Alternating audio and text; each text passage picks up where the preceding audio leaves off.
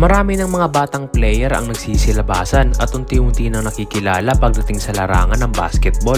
At ang ibang mga batang manlalaro nga ay anak ng mga dating PBA player na nagpapakitang gilas sa mundo ng basketball. At isa na nga dito ang anak ni Ramcarlo Sharma na dating naglalaro sa PBA. Naglaro nga ang player neto sa PBA noong madraft siya at napili ng Chell bilang 12 overall pick at nagtagal ang karer ni Sharma ng isang dekada kaya masasabing naging maayos nga din ang karera nitong si Ramcarlo Sharma sa PBA. May tangkad siya na 6'6" at naglalaro bilang sentro. At ngayong 2023 ay maraming ang nagulat nang may gumagawa na naman ng ingay ngayon sa mundo ng basketball na nagngangalang Ram Sharma na walang iba kundi ang kanyang anak na si Ram Ciel Sharma. Si Ciel ay may edad na 15 years old at may tangkad agad na 6'6" na katulad sa kanyang ama. Kasalukuyan siyang naglalaro sa posisyong sentro. Siya ay naglalaro ngayon sa mga under 16 league sa QC. At dito nga siya madalas matanghal bilang best player kagaya na lang ng mga ito.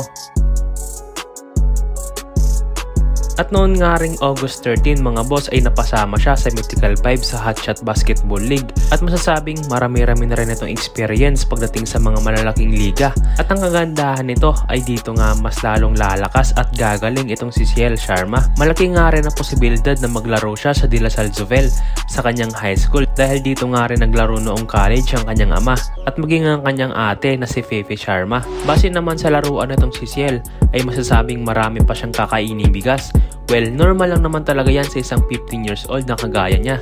Marami pa siyang dapat ma-improve, kagaya na lang ng shooting, dribbling at footwork. Ngunit ang kagandahan dito mga boss ay makikitaan mo ito ng bilis at sipag sa loob ng court.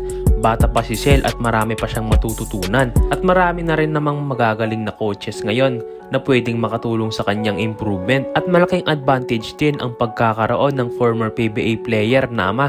Kaya masasabing malayo ang mararating ng batang ito kung gugustuhin niya. At siya ngayon ay maituturing bilang gilas prospect.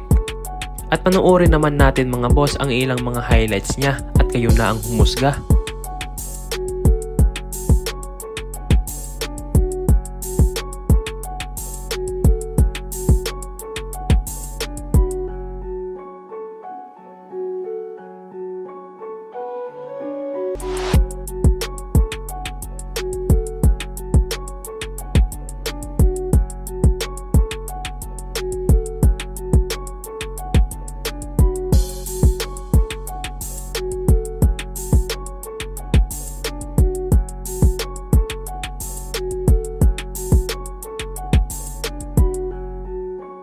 At kung nagustuhan mo naman ang ating video, maaari bang mag-subscribe ka na? Maraming salamat mga boss!